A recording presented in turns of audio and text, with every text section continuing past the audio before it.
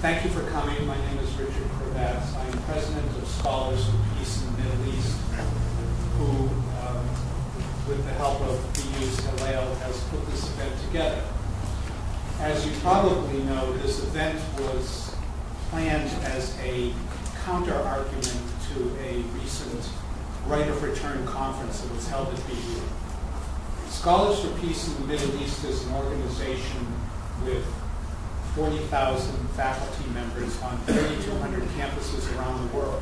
And our objective and our mission is to end the bias and the contortion of scholarship on campuses so that university professors and supposed academic events are not mounted which have as their sole purpose to write a false version of history, and particularly in respect to the Middle East, and particularly in respect to promulgating the myths, contortions, libels, and slanders about Israel. So that when Harvard University has a single state solution conference last April to decide whether it's a good idea to dismantle the Jewish state by having a binational state flooded with millions of Arabs who have been taught since birth to hate Israel and want to destroy it, every one of the 19 speakers is an anti-Israel, anti-Semitic, anti-American activist whose sole agenda is to demonize the Jewish state. So Scholars for Peace in the Middle East takes on the role of questioning those kinds of activities.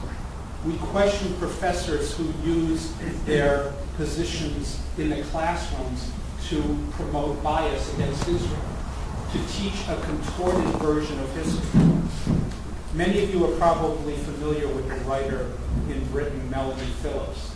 She's a very courageous commentator, a brilliant commentator on what's going on in the world. And her latest book, I love to mention when I give my speeches on campus anti-Semitism and anti-Israelism, it's called The World Turned Upside Down. And nowhere is that more evident in than in our universities, where facts are turned on their head. In Britain, Melanie Phillips talks about the coming of Sharia law to Britain, the giving up of Western values, how the story of Israel itself is so turned on its head that many of us in this room were alive when Israel was founded, and yet facts are being told about history that are completely false. This is the world turned upside down, where Israel is accused of being a racist state, yet in the West Bank, an Arab will get the death penalty for selling land to a Jew. This is the world turned upside down, where Mahmoud Abbas says that there will not be one Jew allowed to live in the new Palestinian state, and yet Israel is accused of being a colonial oppressor, an ethnic cleanser, a Zionist racist regime. This is the world turned upside down. So that when a conference is mounted at BU to discuss the right of return, you have to ask some basic questions which we're going to try to answer tonight. Why is it that out of 100 million refugees since World War II alone, 100 million refugees, only one set of refugees has never been resettled into other countries? Why is that? Who are those people? Those 5 to 8 million unsettled refugees who have been made to languish in refugee camps, not because there's no place that will take them, but because they're used as a bludgeon against Israel, as a way to continuously point to the state of Israel and say, you are responsible for the plight of the Palestinian refugees. Why is it that one UN agency, which Asaf Romarowski will talk about tonight, has been set up with the sole purpose of perpetrating and perpetuating the state of these homeless, stateless Palestinian refugees, who continuously claim to have what they call a sacred right of return. That right of return has no basis in law or fact, which we'll discuss tonight. Some years ago, I read an article. The article was published by Professor Ilan Parker. I guess the name is familiar to some of you. In the article declares, 1, transfer is the official normal option recommended by the IDC. IDC is the International Disciplinary Center, which is an academic institution in Israel. 1. 2. Transfer proposed by senior Labour Party ministers to the government. 3. Transfer is openly advocated by professors and media commentators. 4. Very few in Israel dare to condemn it. Well, I guess some of you know the Israeli society. We are not talking about an article, we are talking about one man that is dedicated to one thing. Lies against Israel. The IDC never adopted the transfer.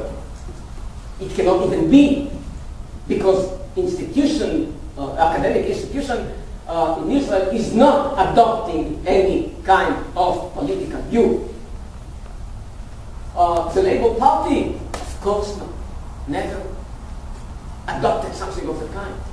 Ministers from the Labour Party never proposed something of the kind to the government. Every sentence in that article was a lie. And I was amazed. I was amazed because for myself, for many years I was part of what you might call the peace camp in Israel. I was an activist. Many years ago, 20 years ago, I went all the way to Tunisia to meet Yasser Arafat in order to listen, to understand, to communicate, to promote peace. But unfortunately,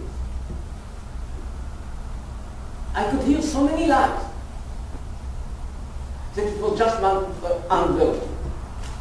The turning point was, actually for myself, the Berlin Conference, more than 10 years ago. It was the UN Conference against racism and all forms of discrimination, but it turned to be a festival of hatred against Israel. I asked a lot of my friends, we are striving for peace. What have you done? I did not receive good answers. And it kept on and on. The story of the right of return is the highlight of the industry. Because actually, in many ways, they manipulated the issue. That became not the way to peace, but the biggest obstacle to any kind of peace. Right of return, the meaning of the right of return is the destruction of Israel. There is no other explanation. And they say it by themselves. But let's look at what happened in other parts of the world. It was already mentioned, just some slides in order to understand what we are talking about. India, Pakistan, that was mentioned, we are talking about 40 million people. Balkans altogether since 1912 up to 1995, Yugoslavia war. We are speaking about 7 million people that were forced out of their homelands. Germans, ethnic Germans, immediately after the Second World War, we are talking about more than 12 million people. Not all of them were Nazis, but they paid the price. Let's go on. Karelia was part of Finland. About 500,000 people were forced out from their homeland. Let's go on. Georgia. We are talking about 300,000 people. Armenia, Azerbaijan, because of the Nagorno-Karabakh, we are talking again about more than 1 million people that were forced out of their homelands. Cyprus, we are talking about 250,000 people, 74, that were forced out of their homelands. It's not all the list, it's only some examples. Now let's talk about the norms of that time. Christoph Nansen received Nobel Prize because of organizing and carrying out population exchange between Turkey and Greece. Let's go on. Winston Churchill, in 1944, he said, expulsion is the method which will be the most satisfactory and lasting. There will be no mixture of populations to cause endless trouble. A clean sweep will be made. I'm not alarmed by these consequences. It was the norm. Potsdam Agreement, 1945.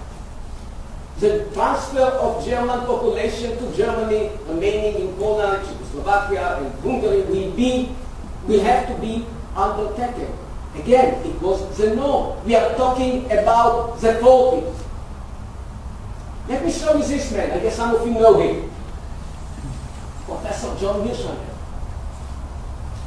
Chicago University.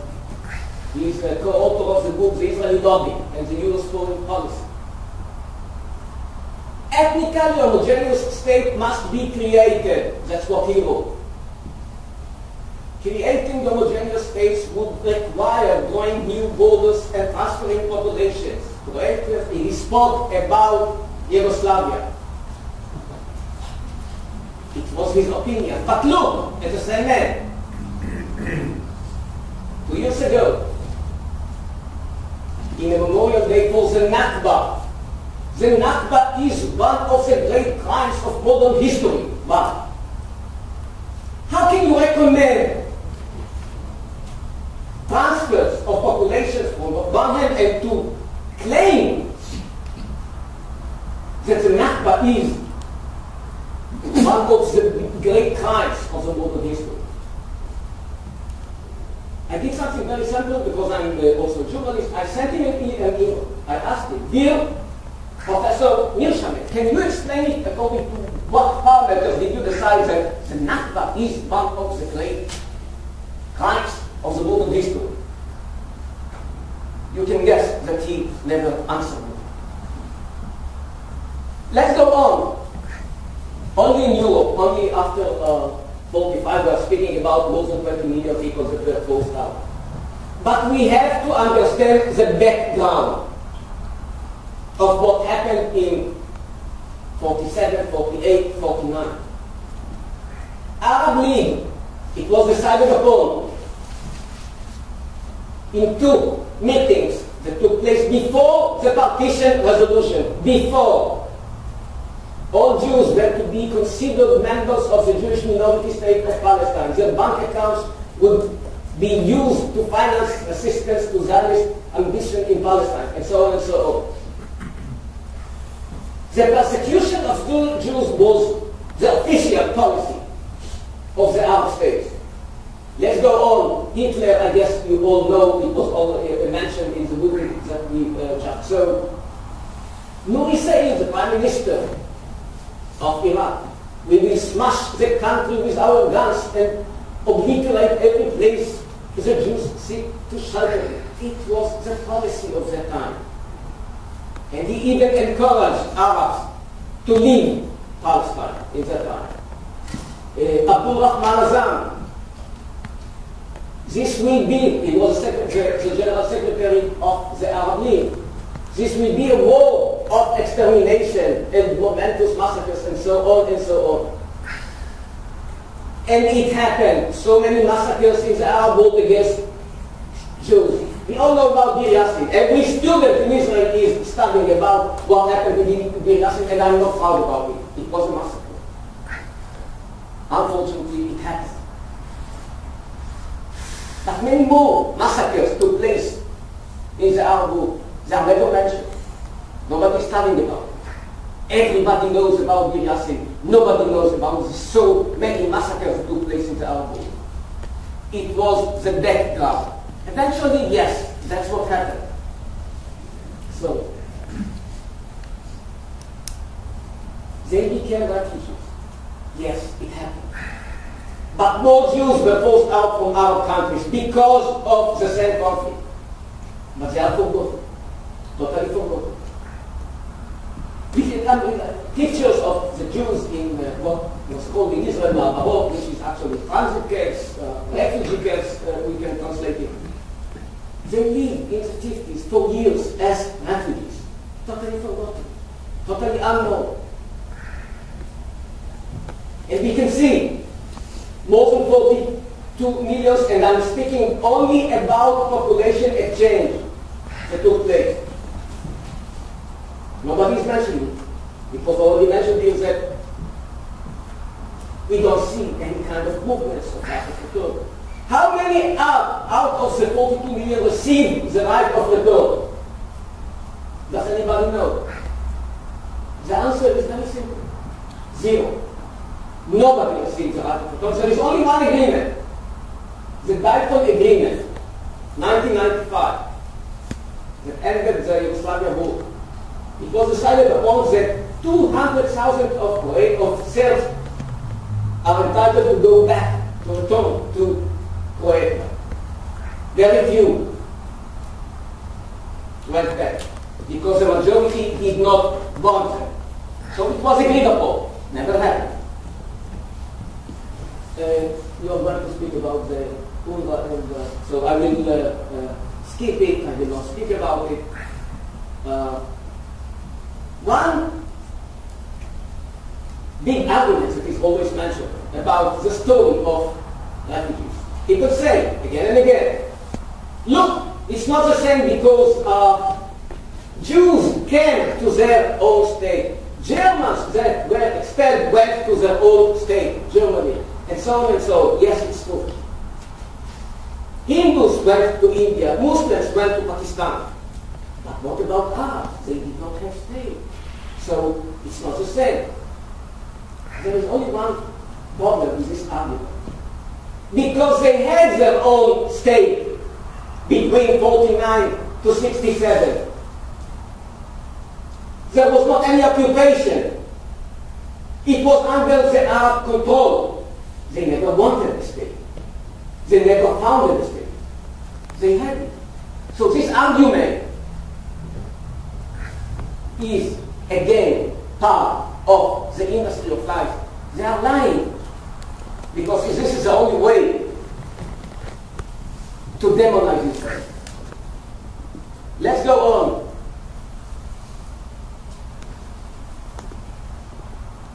When they say right of return, we have to understand it. And they say it by themselves again and again.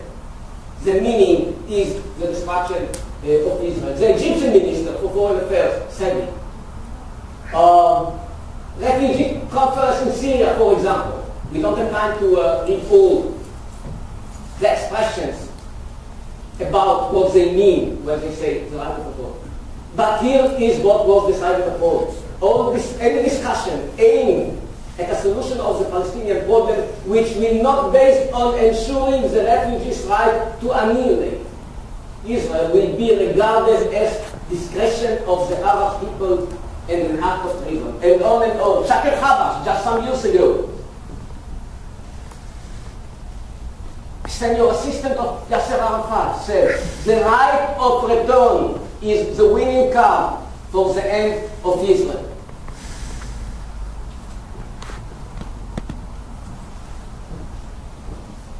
They keep on saying that, according to the international law, they have the right to return.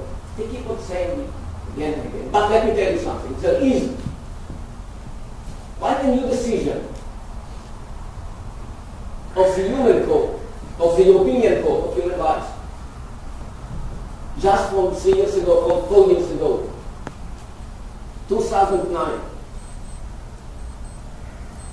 It was Greek citizens of Cyprus who asked to go back to receive the right of return, to receive their homes back.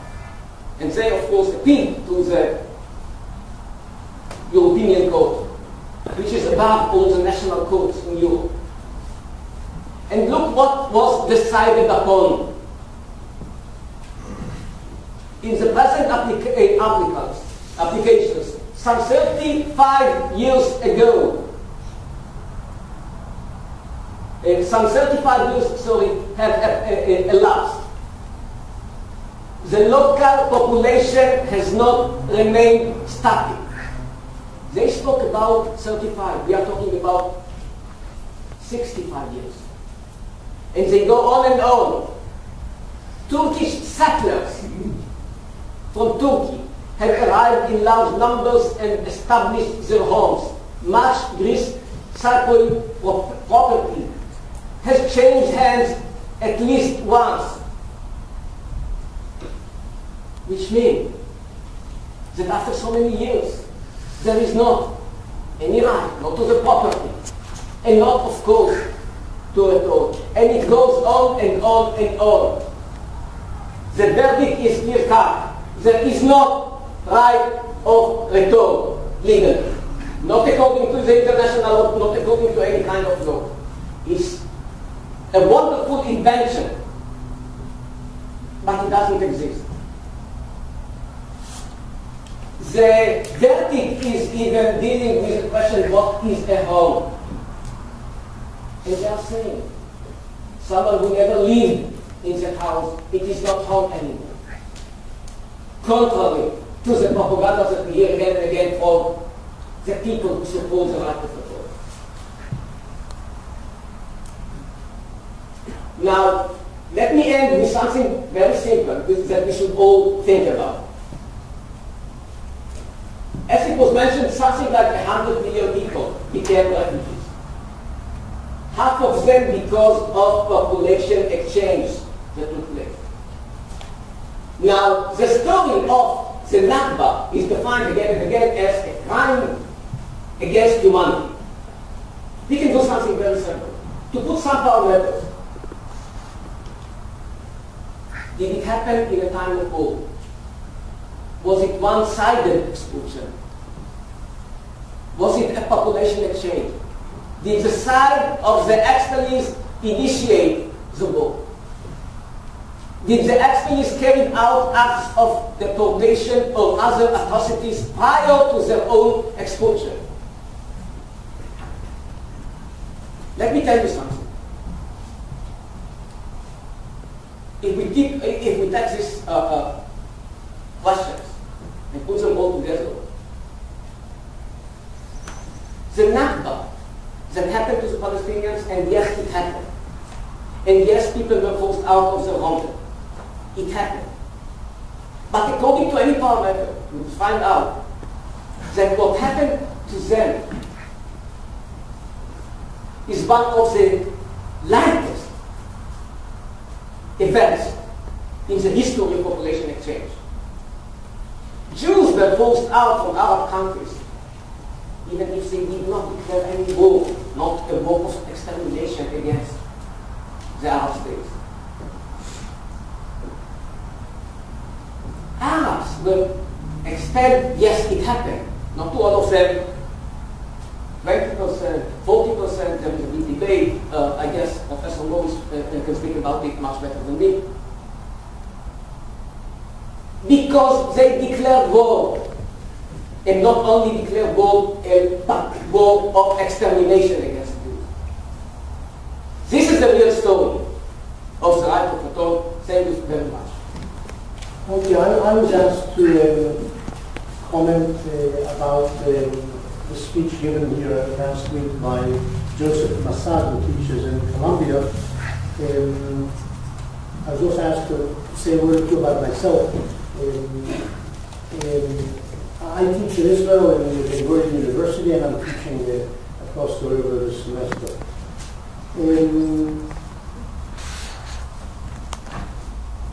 In 2000, in July, the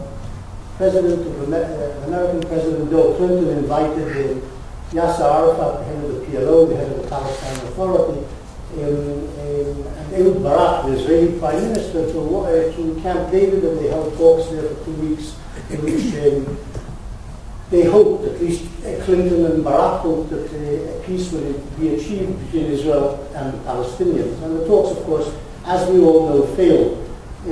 One evening over dinner, and this is recorded in Dennis Ross's memoir about that peace conference, during dinner at one point, Arafat turned to Clinton and said there was no Jewish temple on the Temple Mount in Jerusalem. If there was a Jewish temple anywhere around, it may have been in Nablus, in Shechem, in Hebrew, but there was no temple in Jerusalem. And what Arafat was really saying there was that the Jews have no claim to Jerusalem, or to the Temple Mount in Jerusalem, by extension to Jerusalem itself, and have no real claim to Palestine by extension. It's a land of the Palestinians, and therefore we cannot concede legitimacy to the Jewish claim. That's essentially what he was saying to Clinton. And Clinton, of course, was shocked. He'd grown up on the Bible and heard about some facts about Jewish history and so on, archaeology, and said to Arafat, this is not true. There was a temple there. This is legitimately called the Temple Mount. The Jews did live in Jerusalem, but Arafat would have none of it. Now, over the years, Arafat, before that, had denied the peoplehood of the Jewish people. In other words, he simply said the Jews are a religion, believers in the faith of Moses, but they are not a people, they are not a nation, therefore do not have any legitimate claim to a land of their own. Say like the Arabs have claims because they are a people. What Joseph Massad did here last week, and I heard a recording, I wasn't present, but I heard a recording of his speech here. He essentially followed through with this approach. He said that Palestine is the land of the Palestinians, not the land of Israel or the land of the Jews. And he also said the Jews, this is a sort of curious claim, the Jews are descendants of Christians. In other words, the Jews are of today are essentially converts of Christians who converted to Judaism sometime in the Middle Ages. I think he mentioned the Khazar kingdom. This is a popular story that there was a conversion of a kingdom of Christians to Judaism. So he said essentially all the Jews who took part, if you like, in the Zionist enterprise were descendants of Christians from the Middle Ages. What that means, of course, is the Jews of today cannot legitimately claim to be descendants of the Jews from 2,000 and 3,000 years ago who lived in the land of Israel, and therefore they have, the Jews of today and Zionism do not have a legitimate claim to inhabit, or certainly to have sovereignty over the land of Israel or any part of it. That was one of his claims. There is, in almost every lie, there is an element of truth. And there was a Khazar kingdom which did convert, and it's possible, nobody's sure of that, but it's possible that some of those converts eventually moved from southern Russia, where the Khazar kingdom was, to Eastern Europe, and may have been part of Eastern European Jewry. But it's certainly also true that the Jews that we saw in the movie of North Africa, the Middle East, Spain, etc., had no connection at all to the Khazars, and many of the Jews of Western Europe as well certainly cannot be said to have been derived from the Khazar kingdom in southern Russia, and therefore the claim that the Jews of today are essentially Christians who have no connection to the ancient Jews is, of course, nonsensical. An alternative proposal can easily be made that the Palestinians are in some way descendants of Jews who lived in Palestine in the first millennium AD and before, and therefore they aren't in any way legitimate or have any ancient claim to the place. Certainly the beginning of Arab-Muslim claims to Palestine don't precede the 7th century, when Islam conquered Palestine and gradually converted some of its population from paganism or Christianity or Judaism to Islam. But in any case, Massad essentially was saying the Jews have no claim to Palestine because they don't have a connection to the Jews of old. And this is, of course, nonsensical. As I say, also genetically, it's probably largely untrue, but it's certainly untrue culturally, religiously, and historically, in the sense that Jews today speak the same language, at least the 6 million in Israel and many in America as well, do speak the same language as the Jews of 2,000 and 3,000 years ago, pray to the same God, have the same consciousness of this history, and cannot be said to be different from or not deriving from those Jews from 2,000 years ago. But that's a minor point in it's major in the sense of consciousness in Palestinian textbooks today in the West Bank, you will find a denial of the Jewish past and claim to Palestine and of Jewish history on which this claim is based. And that, I suppose, he's quite faithful to his mentors and political bosses. Now, a second, perhaps a more important issue which he raised and talked about, which is connected to the right of return, which was the subject of the conference, in a sense, the subject of this evening's panel, deals with the subject of transfer. Transfer was a word which Zionist leaders occasionally used to describe or define a desire to move Arabs from Palestine or part of Palestine, which will become a Jewish state, to move them out of that area, which would become a Jewish state, or across the river and out of Palestine altogether. Massad said that transfer was always the policy of the Zionist movement and remains to this day the policy of the State of Israel. In other words, to expel the Arab indigenous population. And this is taken as a whole is essentially a lie. Zionism, it is true, did want to convert the land of Israel or Palestine into a Jewish state, and it did have a vast Arab majority before 1882, which was gradually whittled down by Jewish immigration. But there was a large Arab majority in the country and a very, very small number of Jews. 25,000 Jews in 1882 as against 450,000 Arabs, just to give you the numbers, before modern Zionism began. And as I said, it's true, Zionism did want to convert this country into a Jewish state with a Jewish majority, an area which would have a Jewish majority. Zionist leaders, up to 1948, except for a brief period, believed that this majority would be achieved through immigration. That is, Jews would come to the land in waves. Jews who were in distress, oppressed and so on in Europe, would come to Palestine, immigrate to Palestine, and gradually they would convert the country into a Jewish state, in the sense, a Jewish land in the state, in the sense that they would become a majority through immigration. This was essentially Jewish policy, Zionist policy. Nowhere at any point did the Zionist leadership bodies, the Zionist Congress, the Jewish Agency Executive, and the various other arms of the Zionist enterprise in terms of its governance, nobody in Zionism, and no major party in Zionism, ever advocated, and this is a point which is worth knowing and remembering, ever advocated or made it part of its platform to expel the population, the Arab population of Palestine. It was never adopted as policy by any Zionist party or governing body in the Zionist organization.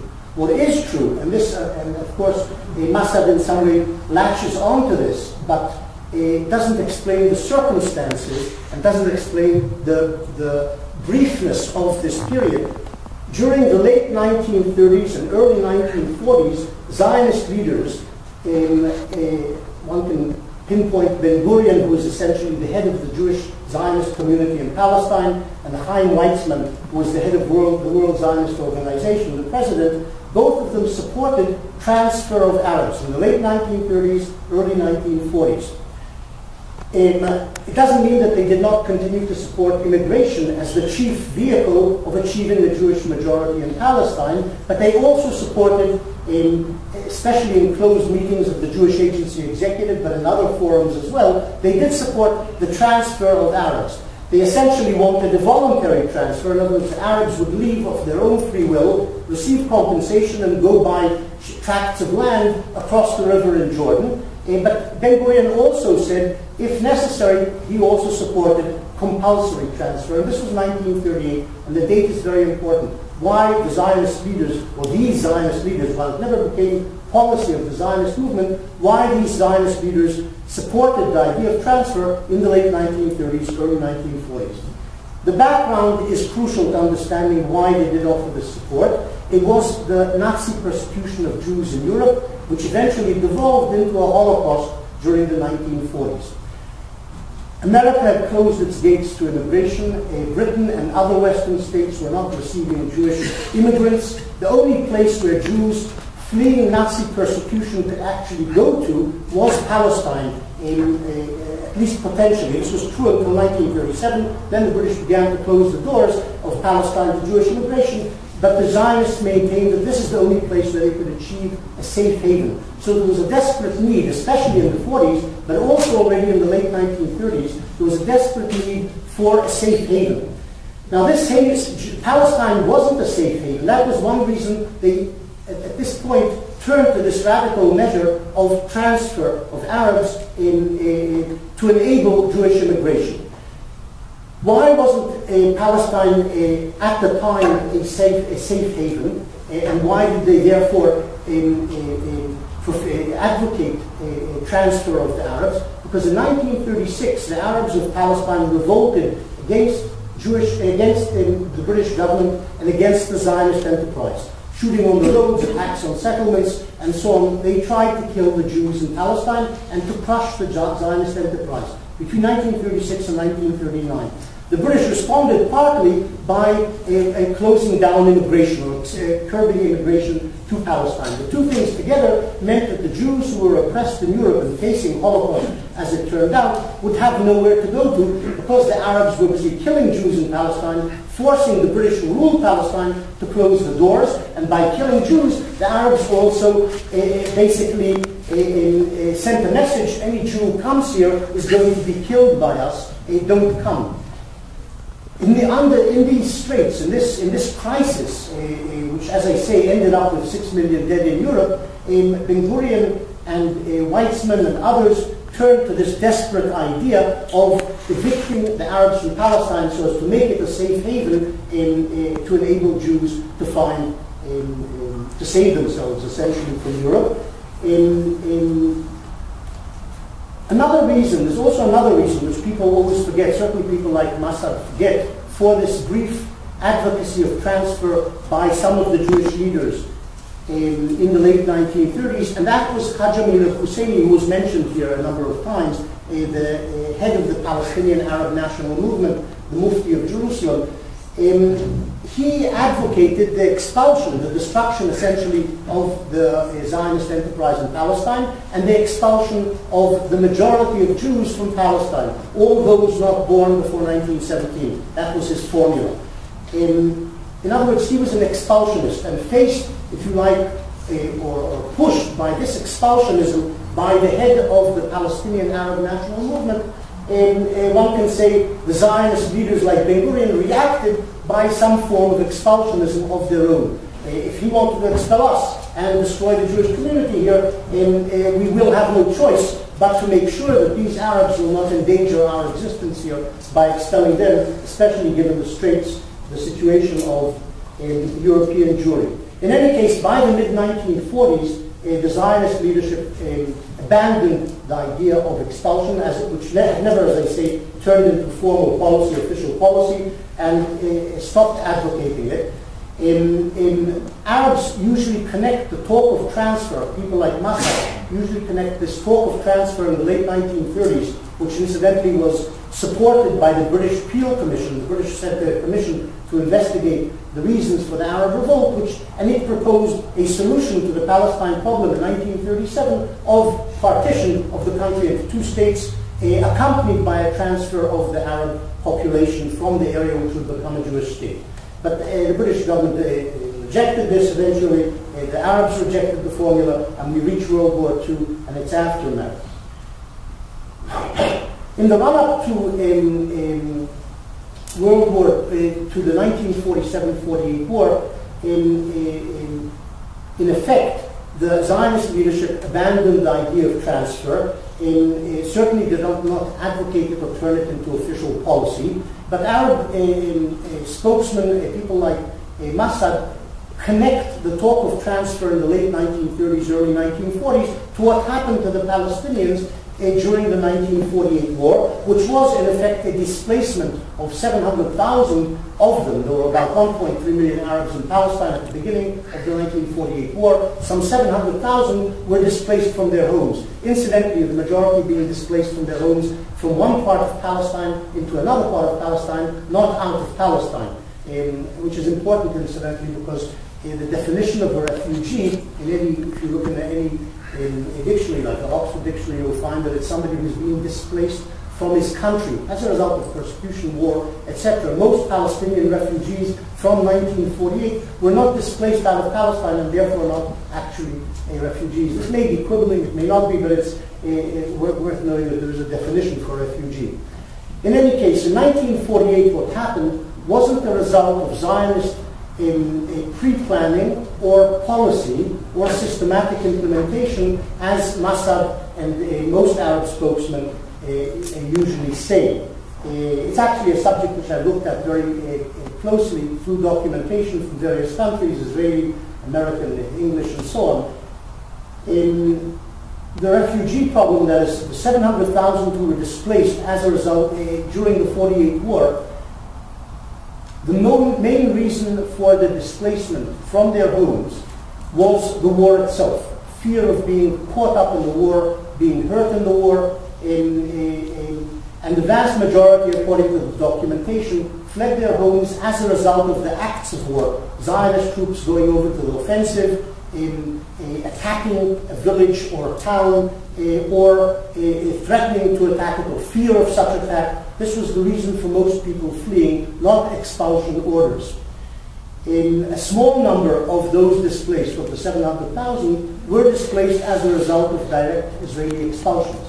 There's no avoiding the subject. This did happen. There were places where there were expulsions, and they accounted for a small number of this 700,000. Places like Lydda and Ramle in July 1948, there were expulsions there.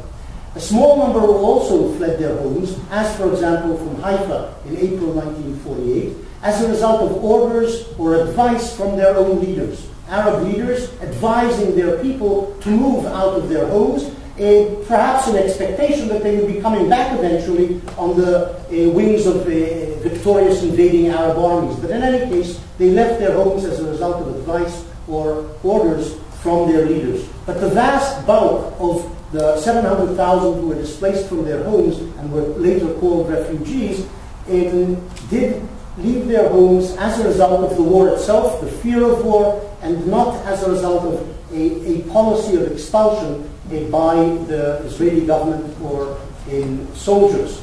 There's a one-to-one correspondence, if you like, between the departure of Arabs from specific villages and towns and Jewish Haganah, ICL, and so on attacks. And there's a certain number of the Palestinians overrun by Israeli troops, 150 or 160,000. There were 700,000 displaced from the area which became the Jewish state. 160,000 remained in their homes and became Israeli citizens in the wake of the 48 war, which in my view is proof that there was no systematic policy of expulsion. Had there been such a policy, these Arabs would not have been allowed to remain in their places, and they constituted at the time 20% of Israel's population at the end of the 1948 war. 80% Jews, 20% Arabs. These 20% wouldn't have remained in place had there been such a policy. I'll add one other thing in this connection. No Israeli soldier during the war or after the war was ever tried by Israeli courts for expelling Arabs, and no Israeli soldier was ever tried by Israeli courts for not expelling Arabs. In other words, had there been a policy of expulsion, there would have been people facing court-martial for not expelling communities. This didn't happen. In other words, there wasn't any policy. There was an atmosphere of transfer in the country. The Arabs had begun a war, attacked the Jewish community. I'll get to this in a second. And this is what precipitated the war, which precipitated the departure of these 700,000 Arabs. But there wasn't any such policy. It was never enunciated, never discussed in decision-making forums. There was no trace of any decision from any decision-making forum that there was a decision to expel the Arabs. It just didn't happen. And had there been, and there's enormous amounts of documentation from the 48 war, up and down all the different chains of command, you would have found traces of such expulsion orders had there been some. There weren't any. It's as simple as that. Now, the creation of the refugee problem should be seen, in my view, within the context, and Ben said it, should be seen within the context of war.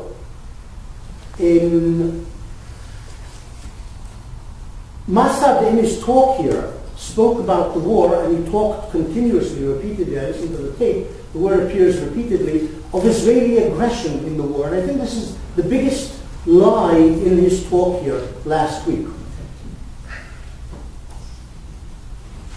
The United Nations, in expressing the will of the international community on the 29th of November 1947, passed a resolution supporting the partition of Palestine into two states, one Jewish, one Arab. The Jewish agency, Ben Gurion, accepted the UN resolution, and the Arab states and the Palestinian Arab leadership rejected it. And not only did the Palestinian Arab leadership reject the resolution and the compromise proposed by the international community, but the day after the resolution was passed, on the 30th of November 1947, began shooting at the Jews. The Palestinian Arab militias initiated a civil war between the two communities in Palestine, and this was the start of the 1948 war. The Palestinian Arab militias attacking Jewish settlements, traffic, and so on, and from that gradually evolved a full-scale civil war between the two communities. And the creation of the refugee problem has to be seen as a product or a byproduct of this aggression by the Arabs of Palestine against the Jews of Palestine. In the course of the fighting, the Arabs were on the offensive, were the aggressors, if you like, from the end of November 47 until the end of March 1948. For 4 months, they were the ones who were busy attacking, and the Jews were the ones who were busy defending themselves. During those months, about 1,000 Israelis were killed by Arab attack. In the beginning of April 1948, the Jews decided to go over to the offensive and began to conquer Arab neighborhoods and villages and rural swaths of territory. In those conquests, once they went over to the offensive and began conquering these neighborhoods, before that, there were no expulsions in Palestine. No Arab village was expelled by Israeli troops during the first 4 months of that civil war. The expulsions where they did occur, or the flight of Arabs, which was the majority phenomenon, it did occur from the beginning of April when the Jews went over to the offensive.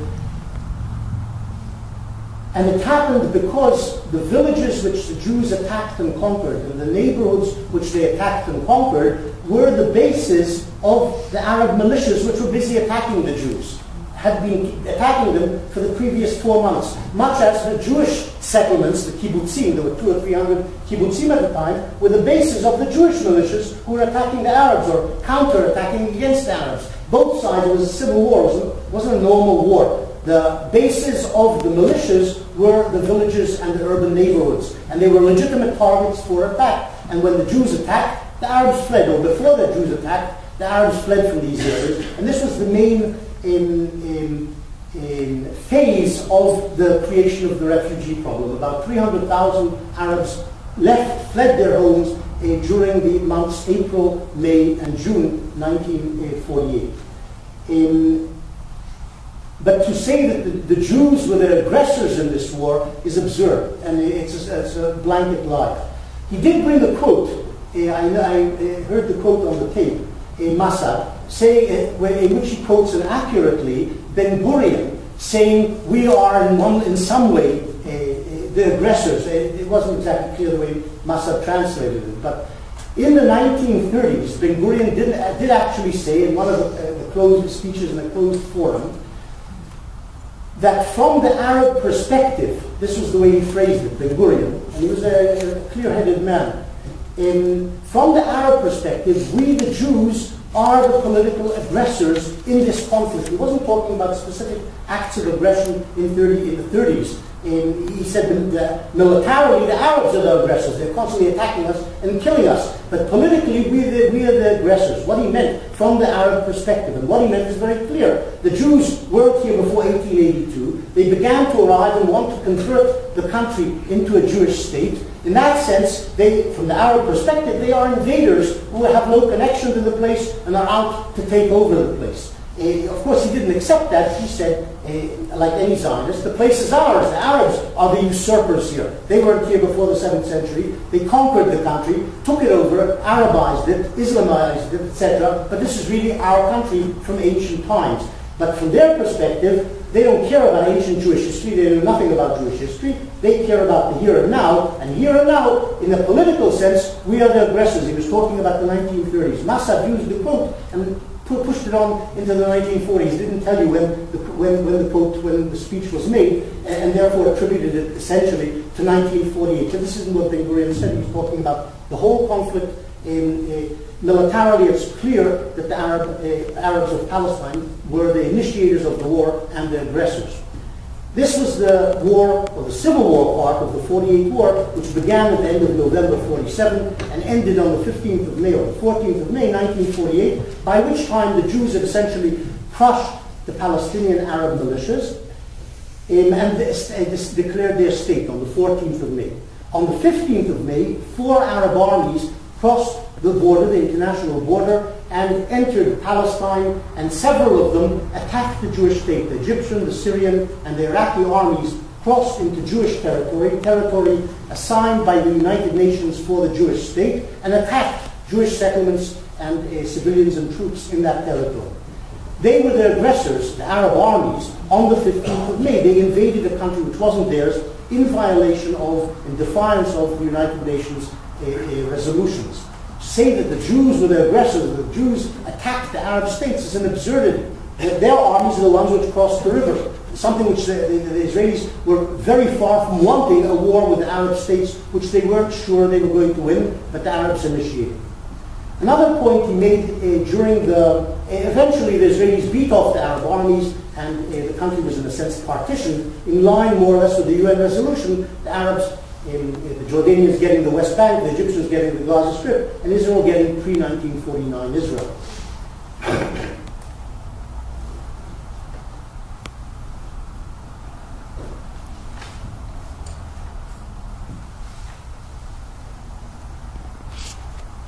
Of Israeli propaganda and policy during the 1950s, 1960s was that Israel was a small, beleaguered country surrounded by large Arab and stronger Arab enemies. What Massad said in his speech was that Israel was essentially the Goliath in 1948, and the Arab states were the David. In other words, the Israelis, even though there were only 650,000 Jews in Palestine in the end of 1947, they were the stronger party, and the Arabs, Palestinian Arabs and the Arab states around, were the weaker party. This was one of his themes. And he actually brought a couple of quotes. He quoted a number of American officials who said that something more or less in line with that the Jews are stronger than the Arabs. Well, Massad hasn't actually read the documentation. This isn't his field, but I have. And the American intelligence agencies got together at the beginning of May as Israel was about to proclaim statehood. And as the Arabs were threatening to invade, the Arab states said they would invade as soon as the Israelis proclaimed statehood. The American intelligence organizations, the CIA, and there were a couple of others, the State Department intelligence, Army, Navy, Air Force intelligence, they got together and they hammered out a memorandum which they sent up the chain of command describing what they saw would happen, what they foresaw would happen if the Arab states went to war against Israel on the 15th of May. And the consensus there in that memorandum was that the Arab states would win the war, not initially, but within 2 years. because numbers would tell. There were 650,000 Jews in Palestine. There were 1.3 million Palestinian Arabs, and there were about 20 to 30 million Arabs in the Arab states. Today there are many more, but the numbers were smaller then. Of the Arab states involved in the conflict, there were about 30 million potentially who would be involved, and they of course had vast resources economically, in terms of manpower, etc., and the CIA, etc., believed the Arabs would win the war. This was their prediction, which they sent up the chain of command. The British, incidentally, reached exactly the same conclusion, that the Arabs might not win initially, but within a year or two, numbers and would eventually tell. We know, of course, that the Arabs didn't win. One further thing stems from this assessment, this intelligence assessment.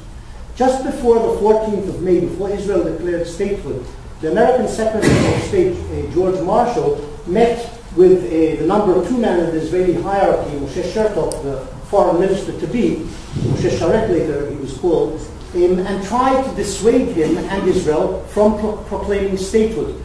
Marshall meets him in the State Department and says to Shertok, don't declare statehood, terrible things are going to happen. And Shertok asks him what's going to happen, and he says, you won't win this war. What troubled Marshall wasn't the declaration of statehood by Israel so much as the fear that the declaration would trigger a pan-Arab invasion, which is exactly what happened, and that the Americans would be called upon to save Israel, and would have to send tens of thousands of Marines to Palestine to save the Jews from a massacre by the Arabs. This was the American view and fear, which is why they tried to dissuade, one of the reasons, they tried to dissuade the Israelis from declaring statehood. As we know, the Israelis ignored this advice, declared statehood, and eventually went on to beat the Arab states in the war itself. Let me add one last thing, which connects directly to the subject of the session. In June 1948, a few weeks after, about 4 weeks after, it was on the 16th of June 1948, 4 weeks after the Arab states began the invasion of Palestine and the pan-Arab attack on Israel, the Israeli cabinet met, 16th June 1948, and essentially decided without a vote, but it was like consensual among the ministers. Each of them spoke in turn, Ben-Gurion, Sharet, Shertok, and so on. They decided not to allow a refugee return. As they decided those, and by then about 400,000 Palestinians had been displaced from their homes. But the cabinet decides on the 16th of June, and then it reiterated this decision formally in August and again in September. It decides not to allow the Palestinians to return to their homes. Now, the reason they decided this, and this incidentally remains the reason Israel to this day, and this has been the consistent policy of all Israeli governments since 48, the reason they decided in June 1948 not to allow the Palestinian refugees to return to their homes was very simple. It was a military strategic reason. These Palestinians had attempted to attack Israel, had attacked Israel, had attempted to destroy the Zionist enterprise, to destroy Israel at birth, essentially. Were they to come back, to be allowed to come back, they would represent necessarily a fifth column. They would come back to their villages and towns behind the front lines. Meanwhile, the Arab states are attacking from the various borders, from the various directions. You allow these refugees back behind your lines, along your main roads and so on. You will have chaos in the back, behind. They will rebel against you. They will attack you. It would be unsustainable militarily. It would also, incidentally, and this probably occurred to the leaders as well, be unsustainable politically. You allow a vast number of Arabs to return to the country, and you've got 650,000 Jews. You allow, say, 400,000 in June. It would be 700,000 by the end of the war. You end up with having almost equilibrium in terms of demography by people who want to destroy you, who don't want you to exist as a Jewish state. So they decided not to allow Palestinian refugees to return to their homes. The same applies to the Israeli government today. Now, there's something, of course, that sounds like a harsh decision. Sometimes in wars, countries attack each other, conquer each other, conquer capitals. The Germans conquered Paris, 1940. 5 million Parisians fled Paris in 1940 southwards, but within weeks they returned to Paris and were allowed to return. The problem in this case is an existential one. The problem isn't one of individual rights and suffering. And there is suffering, and 700,000 people are displaced, are not allowed to come back to their homes. There's a vast amount of suffering. But now you can't look at it in terms of individual rights of people being allowed individually to return to their homes. It's a collective problem and a problem of strategy and security. And allowing, at the time, 700,000 Palestinians to return to their homes would have destroyed the state of Israel, as simple as that. You want to give up a Jewish state, even though you've just won a military victory, this is the way to bring about its dissolution. And the same applies today. Today there are 1.3, 1.4 million Arabs in Israel, Israeli Arab citizens, 1.4 million. There are between 5 and 6 million Arabs registered with the United Nations as refugees. It's those still remaining from 1948, but essentially they're children, grandchildren, and great-grandchildren. 5 to 6 million. You add 5 to 6 million to the 1.3 million Arabs who live in Israel, and you end up with more Arabs in the Jewish state, if they are allowed to return, than Jews, because there are less than 6 million Jews in Israel. That's the demography. So Israel, if it wants to dissolve itself, commit suicide, if you like, should allow back all these Palestinian refugees. And if it doesn't want to commit suicide, it can't. And this is the real reason why Israel is opposed to what the Palestinians demand as a right of return.